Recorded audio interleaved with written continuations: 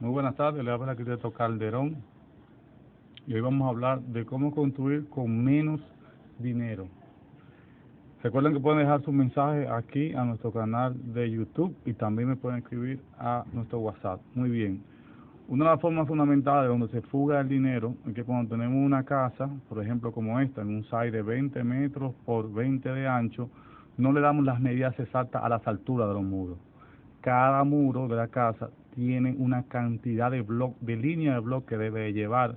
En ese sentido, las líneas de bloque necesarias son siempre equivalentes a 2.65 metros. Si pasa de ahí, estamos dando más línea de bloque y por esa razón una casa que se debió de llevar 5.000 bloques, porque tenemos más altura de bloque, con una sola línea de bloque que tengamos de más, vamos a tener cientos de bloques de más, que al final son equivalentes a dinero.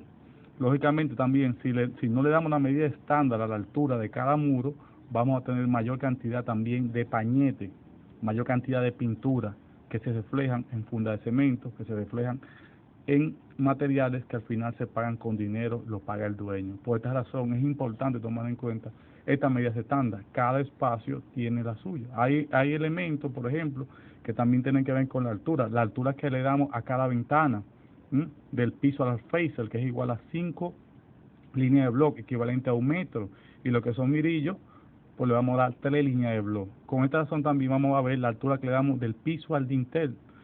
En el tema de las alturas es muy importante porque cualquier variación en este tamaño por encima de los 2.65, pues entonces aumentamos el costo del proyecto. Y una casa que se puede hacer con $60,000, de repente pasa a 80, a 90, a 100. Lógicamente también pasa al revés. Si le damos menos de 2.65 vamos a tener problemas porque podemos topar el techo. Esto puede traer muchos problemas porque la casa no va a funcionar. La medida estándar de un dominicano es de 5.9 pies, de manera que si sobrepasamos los 2.10 metros, pues entonces, si la hacemos por debajo de los 2.75, vamos a tener problemas. Esa altura también se refleja en las piscinas, también se refleja en todo el contorno de la casa, porque la casa no debe tener más de 180, de 1.80 en todo el muro del contorno, de manera que evite la privacidad, pero tampoco gastemos de más en toda la línea perimetral del solar, así también como los muros que sirven de sentaderas, como la jardinería.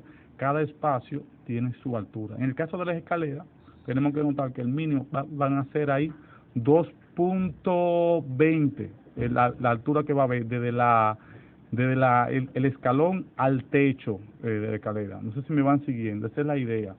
En ese sentido, vamos a colocar cada elemento en función de la medida estándar que lo amerite. Hay casos, por ejemplo, en los techos inclinados, que vamos a tener un poquito más de altura, es buscando la ventilación, eso va a pasar en el segundo piso.